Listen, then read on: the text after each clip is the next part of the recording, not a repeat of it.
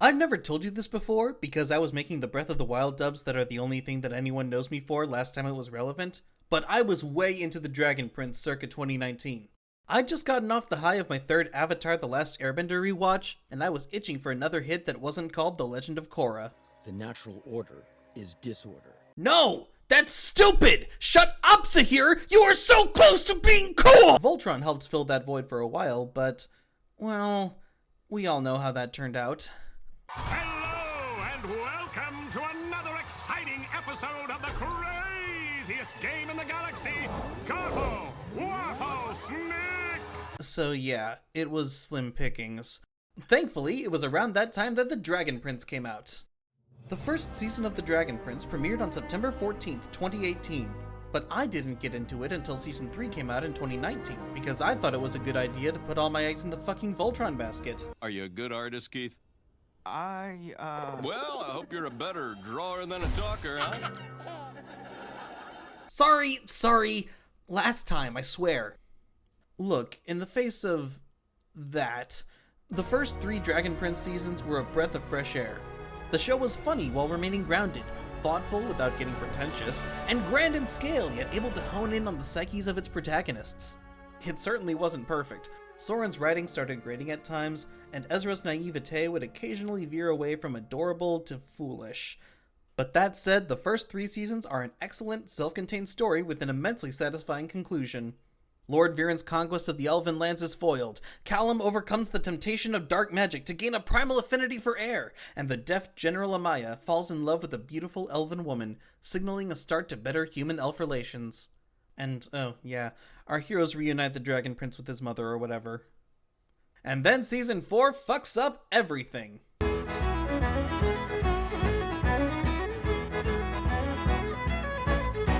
Alright, so there are 3 main stories running through the 4th season, which is probably one too many. None of them really get enough screen time to land emotionally since they're all forced to share a cramped space. There are only 9 25-minute episodes. Take the first story.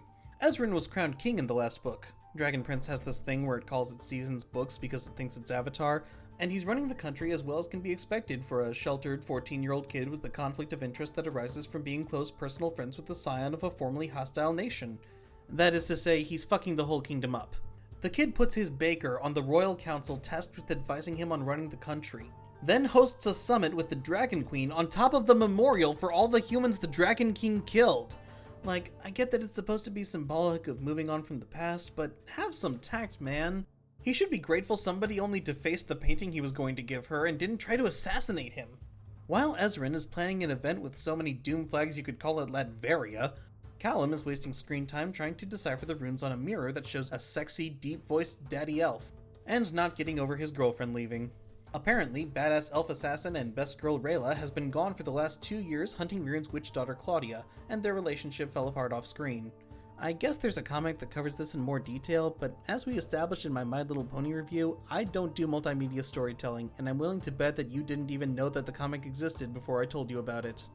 Anyway, Ezrin's summit goes remarkably well considering the, shall we say, conceptual flaws. Sure, the royal guard makes a fool of himself. Incidentally, Soren had a really good character arc over the last 3 seasons, and seeing him reduced to just comic relief is kinda sad. And Callum's so busy moping about Rayla that he arrives late and blows up one of the welcoming gifts Ezrin laid out for the Dragon Queen. Oh, okay. You know what?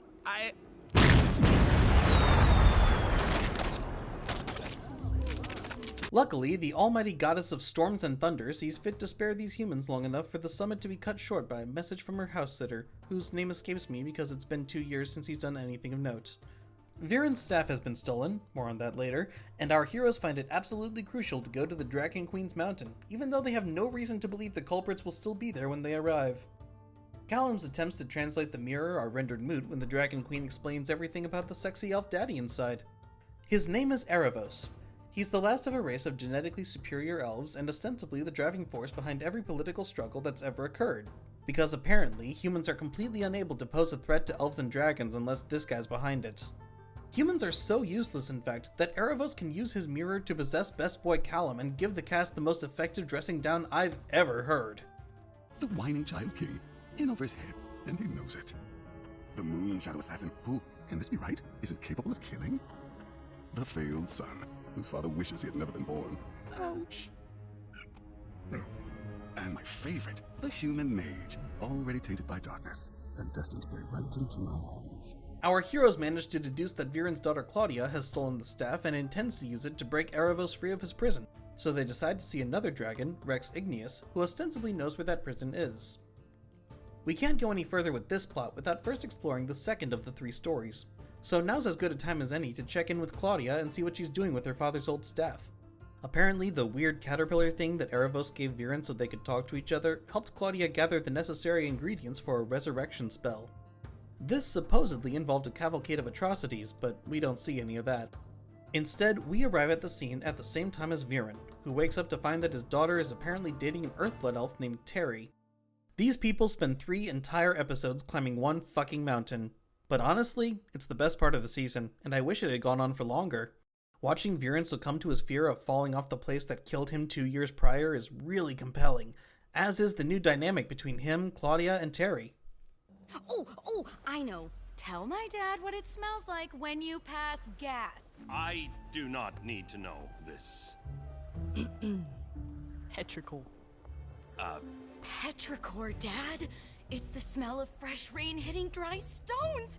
It smells so good when he farts. Most of the time. Seriously, Dragon Prince, I know you're for kids, but you're better than this.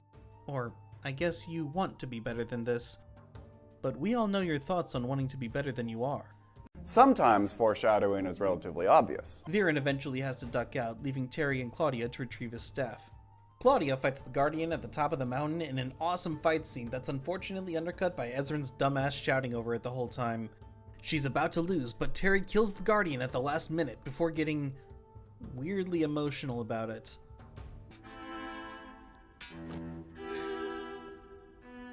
I had to. I couldn't let him hurt you. Dude, you're dating Claudia. If murder's a step too far, you should probably reconsider your options. Don't get me wrong, I'd probably have a similar reaction to being forced to kill somebody to save the person I love, but I'm not dating a literal psychopath. The three villains meet back up and start following Erebos' caterpillar thing, which has now become a butterfly thing, through the woods. There are a few more character interactions, including one where Viren tells Terry to get a grip in a weirdly callous way that feels out of character for him, but nothing much happens until they stumble upon Soren in the woods. Back to the first story. See, when our heroes attempted to use the front door to meet Rex, they found it blocked off by a huge rock slide out front, along with a pair of golems that somehow managed to be more of an obstacle than the rock slide. So they had to go around the back way, which led them to the same woods that Team Claudia was wandering around. Here they chance upon some Earthblood elves catching and taming dragons for riding purposes, and Soren, for some reason, decides he wants to save them. He goes off to do this with Rayla, but Rayla ditches him and goes back to camp, leaving Soren to get captured. Rayla, are you okay?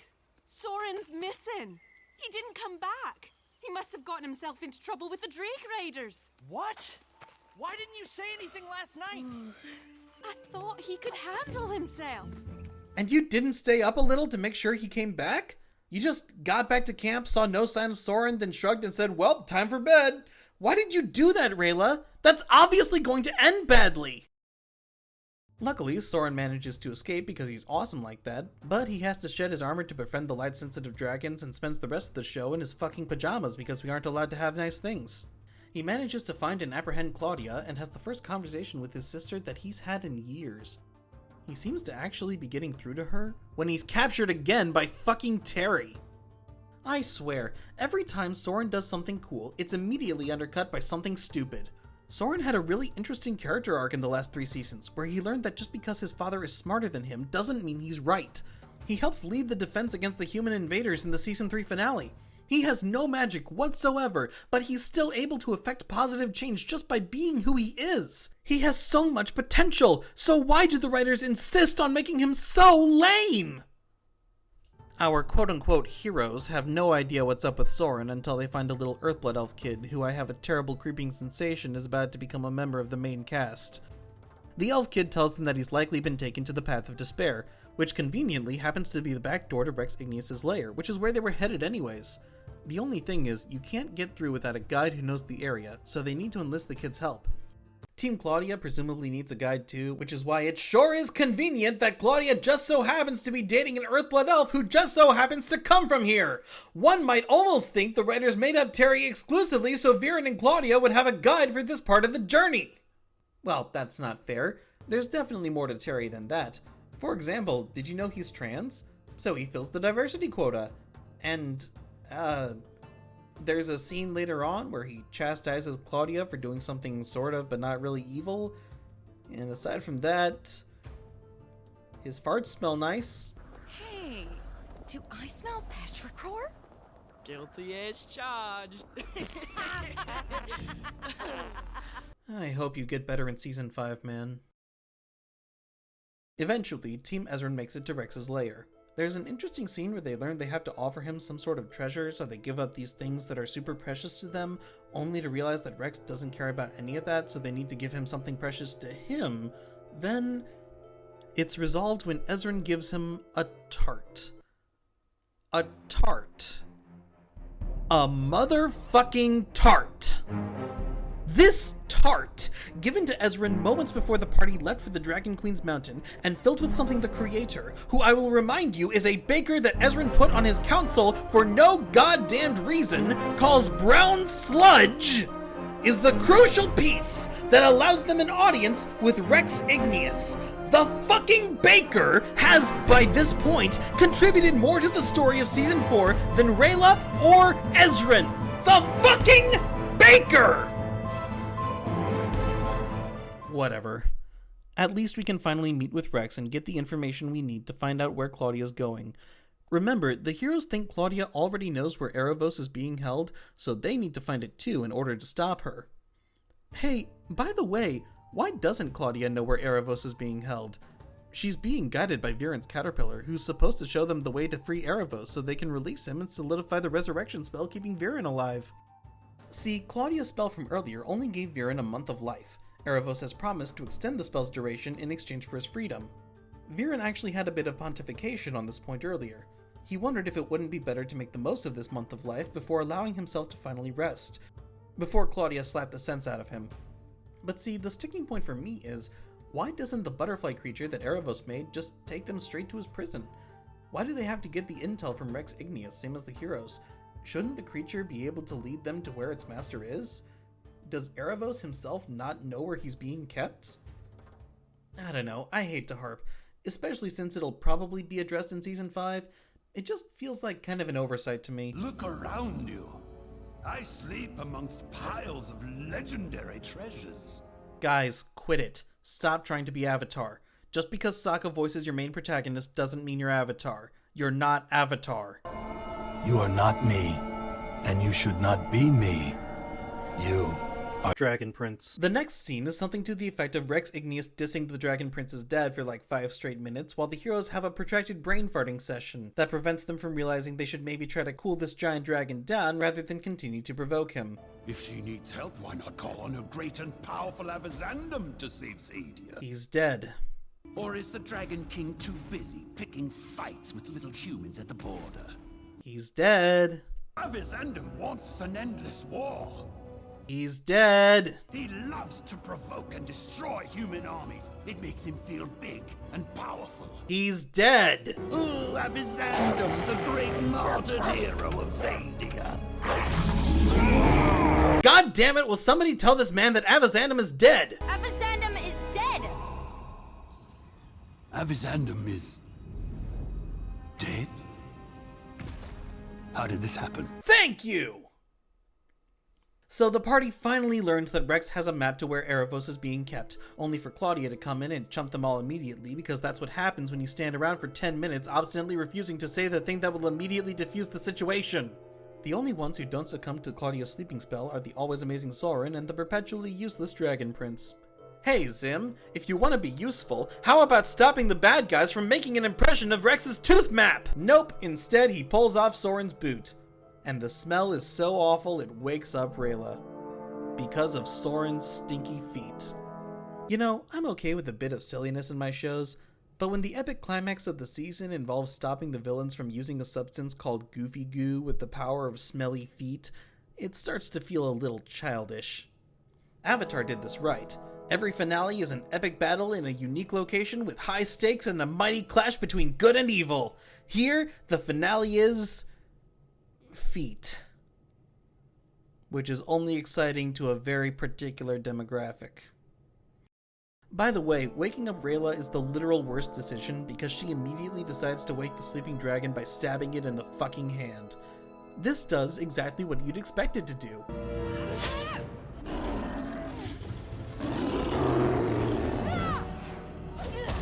Although it does result in a pretty funny scene. In the name of the Dragon Queen, stop! Please, just take a deep breath.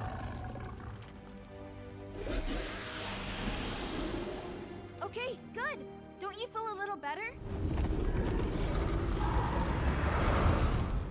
Ah! Yeah! Haha! Guess he can't solve all your problems with love and friendship, eh, dumbass? Most of the party makes their way towards the front entrance, forgetting that it's blocked by a giant rock slide, but Rayla sees that Viren is still alive and decides to go after him. She takes Terry hostage, and I start hyperventilating at the thought of this fucking man-child getting his throat slit at long last before Claudia pulls out her ace. The coins that store Rayla's mother, father, and mentor. She proposes in exchange, the coins for her boyfriend.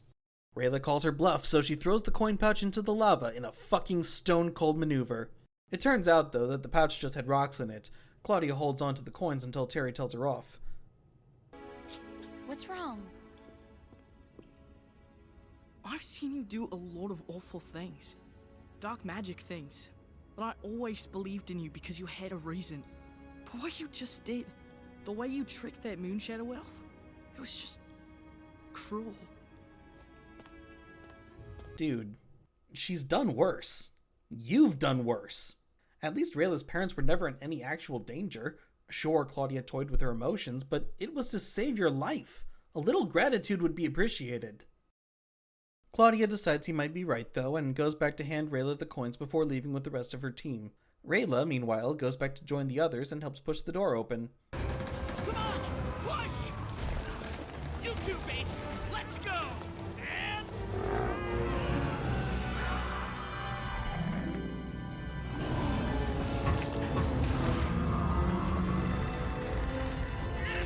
it worked! Oh, you did not just make Bait the hero of the story. You did not have the door open because fucking Bait was pushing it. I put up with this gross Toad Thing's presence because he doesn't ever do anything. I will not stand for making him a crucial component to the hero's success. Not that it matters, because Rex Igneous busts the door down 2 seconds later with the stated intention of... yeah, that. Fortunately, the Dragon Queen returns and makes her equally eloquent counter-argument.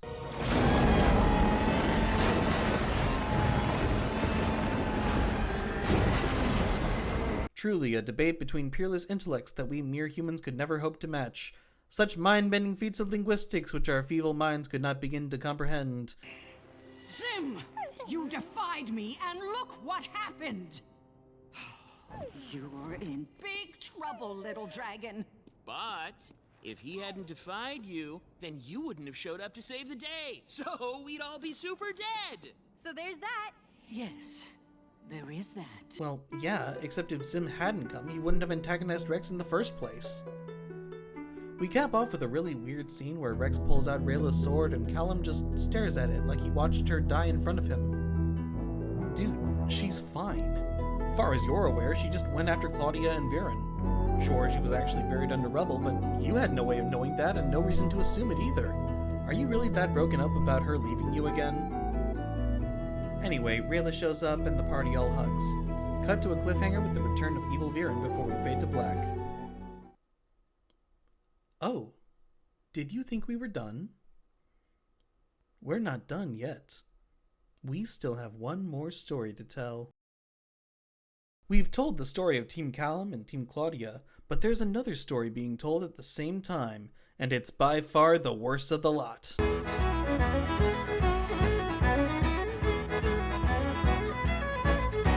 For all my bellyaching about the other two stories, they're more or less fine. Serviceable, even halfway decent at times. I like when Terry attempts to relate to Viren by coming out to him, and Soren saving the dragons is honestly pretty cool. But there is no decent scene in our third perspective, no quality emotional beats. It has nothing to do with the main plot, and nothing of substance is accomplished by the time it's over. This, ladies, gentlemen, and all other configurations of being, is where it gets bad. See, while this race for the map of Erebos is going on, the Sunfire Elves are forced to contend with the destruction of their capital city after the events of Season 3. Ezrin enlists a contingent of humans to help shelter the elves in temporary housing until they're able to get back on their feet, and the heiress apparent to the Sunfire throne, Janai, is engaged to be married to General Amaya, creating the most powerful power couple in fiction. This leads to some tension. Many Sun Elves still look down on humans, and being forced to rely on their goodwill doesn't sit right with many of them. Or at least so this guy says. We never actually see the perspectives of the average Sunfire Elf, barring one guy who we'll get to, just you wait. For the most part, it's just Kareem, Janai's brother, who seems to have a problem with his sister's marriage. According to him, the Sunfire Elves are worried that they're conceding too much turf to humans, and their queen agreeing to marry one could be the last straw. Or perhaps more appropriately, the spark that ignites the flames of war. It would be nice to see other Sunfire Elves espousing these beliefs. Maybe some of them could be openly hostile towards humans, necessitating that some humans walk on eggshells around them. Maybe there could be a human making an honest attempt to help only to be unjustly punished by the elves. Maybe I could wax hypothetical without obvious foreshadowing. Oh well, there's nothing like that. Certain events exacerbate tensions, causing Kareem to finally serve his sister a challenge. A fight to the death. Winner takes the throne of the Sunfire Elves. He claims that he knows his sister, that she won't accept and will simply stand aside and allow him to ascend, but he could have just talked to her about it, said, hey, I'll give you this challenge so you have an excuse to back down from the queenship. It's pretty clear that at least a part of him is in it to win it. But Kareem underestimates Janai and she accepts his challenge. The two of them have a fight that's so short that you just saw all of it while I was describing how short it is. I do like how the conclusion is handled though. Janai says before the fight begins that death challenges are outdated and illegal since the king has better things to do with his time than field death matches all day from any Johnny on the spot who thinks he's got what it takes to commit regicide. And after the fight is over, she does away with another antiquated tradition. Kareem demands that she kill him as tradition dictates, but she spares his life. He says that she's just defied tradition and must be arrested, but it seems like he was given a lot of leeway just by being allowed to issue the challenge at all. Recognizing that some traditions are best done away with, and Kareem just had his ass handed to him no contest, they instead take him away, leaving Janai to rule over her people. None of this had any bearing on the main plot whatsoever. I do think it's interesting though, that theme of defying tradition, of leaving the past in the past and looking forwards towards a bright new future with new, more civilized customs. I wonder if this story explores those themes anywhere else. Oh wait, that's right, the worst scene in the entire show! So, a Sunfire Elf is conducting a candlelight vigil for his mother. Apparently, the elves light candles for their dead, which must burn through the night lest their spirits be lost on their way to the afterlife. The problem is, he's doing this in a campsite full of extremely flammable tents. An errant spark could cause the entire place to go up in flames. So, when the campsite's architect sees this open flame in a dangerous spot, she asks him to put it out. First problem, the architect is taking safety way too far. She's the authority on the matter, and I'd be inclined to default to her on matters of safety, but is the candle seriously the worst thing the elves are up to? These are Sunfire Elves. Half their culture revolves around using flames. 2 episodes ago, Janai proposed to Amaya with a group of flame-whipped dancers swinging fire around in the middle of a highly combustible forest. Why not have the architect interrupt an engagement ceremony rather than a fucking vigil? I'll tell you why. Because she needs to be wrong. When the elf lighting the candle promises to keep an eye on it the entire night, the architect gets needlessly pissy, disrespecting his traditions and calling his religious beliefs superstitions. She is clearly meant to be the bad guy here. Second problem, she's not the bad guy. Sure, she's overreacting and being an asshole about it, but she's right. She can't allow this man to conduct his vigil, because even if he makes good on his promise, allowing him to do this will signal to others that they can hold similar vigils. And you can't guarantee that everyone in the camp will be so careful.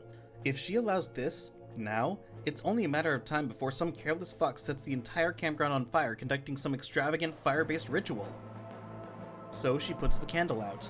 And the elf gets angry because she basically just sent his mother to hell, according to Sun Elf cosmology. And he goes Super Saiyan and burns her hands, which has gotta be hard for a working woman like herself. Third problem, this is the only example of human-elf tensions we're shown, and it completely validates Kareem's point, even though he's supposed to be in the wrong. Janai, the good guy, wants humans and elves to get along. Kareem says that can't happen because the humans are disrespecting Sunfire traditions. Lo and behold, a human disrespects a Sunfire elf's traditions more or less completely unprovoked, causing a justified outburst of rage. Kareem is entirely correct. Not helping matters is Amaya's reaction to the news. I'm only realizing as I write this that the humans in this setting don't seem to practice any religion, a strange oversight for a medieval setting, and it means that when Amaya hears about the architect who disrespected the Sun Elves' traditions, she doesn't really see it as such a big deal, exacerbating tensions. Not only did some random human not respect the elves, but the human who was engaged to be married to the elf queen just made fun of their traditions to their face. This is not the way to show that humans and elves can coexist! Sure, she shapes up by the time the architect's trial comes around, but then she overcorrects in the opposite direction, saying there's no excuse for what the architect did. Excuse me, General Amaya? There's absolutely an explanation! She got personal with her insults because her emotions were running high since she was worried about a fire burning down the camp she had spent years building. She put a stop to the ritual because she was concerned about a fire, a fear which I'm inclined to believe is justified since she would be the expert. If she hadn't acted, hundreds of homes could have burned down, property could have been destroyed, people could have died. This show seems to be unable to reconcile the notion of the needs of the many outweighing the needs of the few. As the writer's favorite show of all time would say, selfless duty calls you to sacrifice your own spiritual needs. Besides, there was a simple solution. Just leave the camp for the night. There's miles of perfectly safe fuck all in every direction the eye can see. Just find a good spot, conduct your ritual, and come back tomorrow. The architect's trial goes predictably poorly for the architect herself, with the prime speaker in her defense saying there is no defense. As a result, the architect should be put to death, in accordance with the very traditions she disrespected. But Janai offers her community service, and she bows and genuflects and kisses her ass for being so merciful. See, that's the real reason why the show staff couldn't bring themselves to make the Sunfire Elves the agitators here. Elves are, fundamentally, better than humans. They may have outdated traditions, but they're stronger, wiser, and more understanding. Humans are callous and barbaric, with very few exceptions, completely devoid of the magic that the elves base their entire culture around. The Dragon Prince likes to pretend that its world is complex and there are two sides to every story, but at the core of the setting is a simple truth. Humans are the inferior race. And while certain exceptional individuals may rise above the chaff, the best the rest of us can hope for is to be honored by the opportunity to serve our betters. Of course, Terry can't thank Claudia for saving his life. He has to chastise her for making an elf cry, because the elf is more important than the human. Of course, the architect's fears of a fire spreading have to be rejected in favor of one elf's religious practices, because the elf is more important than the human. Of course, Amara is in the wrong for defending herself from 3 elves with whips despite not being told they're friendly, because the elves are more important than the human. But this raises an interesting question. Why are elves better than humans? You would think that a show made by humans would at least have some degree of sympathy for their own people. It's possible that there's good intention here. The writers, being human, want to make sure they aren't biased in favor of their own race, and so intentionally portray the humans in a negative light and the elves in a positive one. But I think there's something else. Some ideological reason the humans are the bad guys in this story.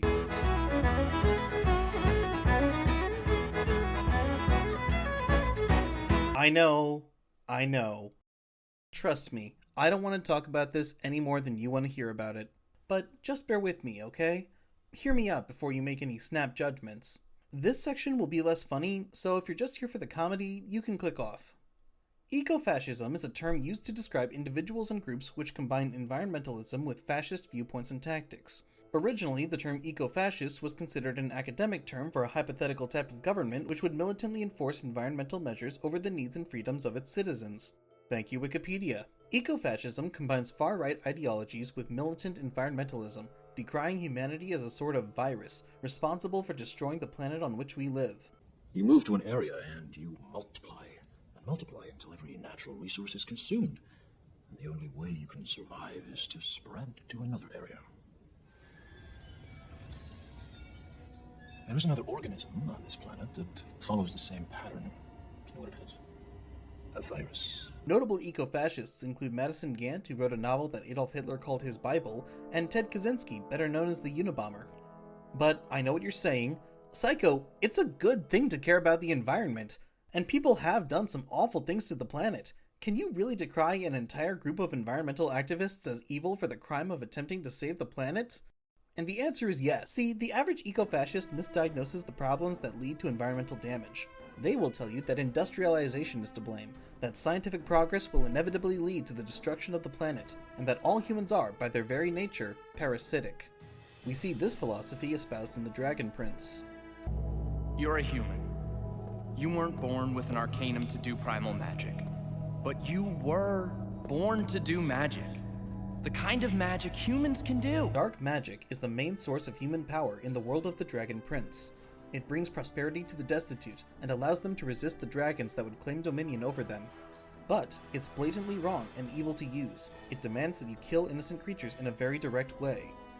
Sure, Callum learns another way to gain power in an ethical fashion that doesn't sacrifice animals, which I guess in this example is solar power?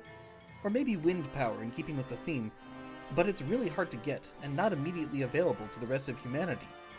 In a similar fashion, an eco-fascist might say those who use fossil fuels are morally bankrupt, while those who use renewable energies are good. But those renewable resources aren't available to everyone.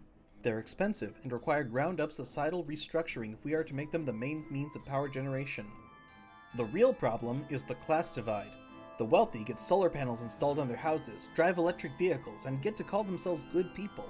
The poor are forced to rely on publicly available carbon-emitting power plants and gas-guzzling cars, and are condemned as villains for the size of their carbon footprint. And when eco-fascists discuss eugenics plans to save the planet from the blight of humans, these poor people are often first on the hypothetical chopping block. In The Dragon Prince, the divide is nominally not between rich and poor, but between elf and human. This is a lie. The elves are rich in magic, a source of clean energy that can accomplish basically anything they need without sacrificing anything in return. A sky elf can sprout wings, a sun elf can shoot a fireball, and a moon elf can turn invisible, all at no cost and with no harm to the natural world. Humans, by contrast, are poor, forced to rely on a dirty and morally dubious method to achieve a fraction of the same results. Callum is the sole exception, an example of a model minority who is able to rise above his station despite his nature. And it is in his nature to use dark magic. The guy is bedridden for a full day and almost dies just to gain his magical affinity. We can talk about poor writing and disappointing character arcs all we like. I haven't even brought up how choppy the animation is because, well, you're looking at the same scenes I am. But this is what really kills the show for me. Humans in this world are second-class citizens, treated with indifference at best and abuse at worst. I glossed over this, but Rex Igneous mentions in episode 8 how terrible Avazandum was, killing humans for fun because it made him feel big. Any attempt to change the status quo is inherently evil due to the means by which it must be done. Such attempts are impossible without the help of the very oppressors who take advantage of minority groups and all part of those oppressors' grand schemes, the likes of which the impoverished masses cannot comprehend. The only good humans we see show absolute deference to dragons and/or fall in love with elves. Love is a many-splendored thing, but I definitely wouldn't want to tell a story about oppression in America where the only good Native Americans are those who kowtow towards or fall in love with white people. I was always somewhat confused by The Dragon Prince. The show would frame it as a horrible crime whenever it looked like the humans were doing something right. There's a flashback scene in Season 3 where a human mage named Zeard stops a tyrannical dragon from destroying a human city full of innocents. An epic, heroic deed, except that Zeard is being manipulated by Erebos and is framed as at least as bad as the dragon he's fighting, all for the crime of daring to rise above his station. This isn't an isolated incident, by the way. In another flashback, we see Ezran's father, the previous king, save 2 kingdoms from starvation by killing an innocent creature. This is portrayed as an evil deed, but I think slaughtering 1 animal to save 2 nations is a pretty clear-cut good thing. It hurts to be the one to pull the lever on the trolley problem, but you have to do it if the options are 1 animal or mass starvation. But the king is the bad guy because he didn't stand idly by and let his charges die by the thousands. But I think I finally understand what the humans are really doing wrong. I finally understand why the show condemns the king for saving his people and Zeard for defeating Sol Regum. It's because these people challenged the status quo. They saw the world the way it was, and instead of accepting it and learning to live with it, they took action. It's a little crude, I'll admit. The base violence necessary for change. It may be crude, but that doesn't mean it's wrong. And that's what the Dragon Prince doesn't get, and what Season 4 inadvertently reveals it never got. Sometimes, there is no good option. Sometimes to achieve the ideal outcome, you need to do something you aren't going to be proud of. If you blindly accept what your so-called betters demand of you, you'll suffer your whole life to enrich theirs. And you're better than that.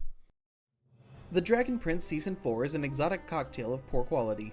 Between the bad writing, shoddy animation, and childish humor, you could be forgiven for dismissing it out of hand.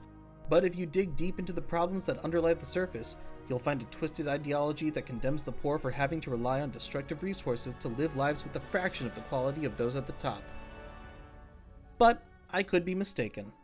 There's always the chance that the elves could realize they are not inherently superior, and that humans will learn to attune to their primal affinities the way elves can.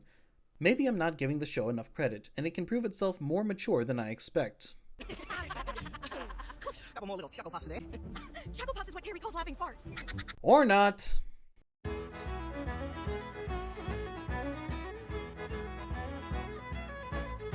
Hey, thanks for watching to the end of the video. This is by far the longest I've ever worked on a project, and it's created by far the longest video I've ever uploaded to this channel, but I'm honestly super proud of how it turned out. And if you like it too, be sure to like, comment, and subscribe, and share it with your friends. Oh, and be sure and join my Patreon if you want to support my content. Once I got a few members on there, I'll be sure and upload special rewards for patrons, like alternate versions of my comic dubs with copyrighted backing tracks. You know, stuff that I couldn't upload to YouTube without getting demonetized. In fact, I just uploaded a version of this video without all the modifications made to the clips for copyright reasons.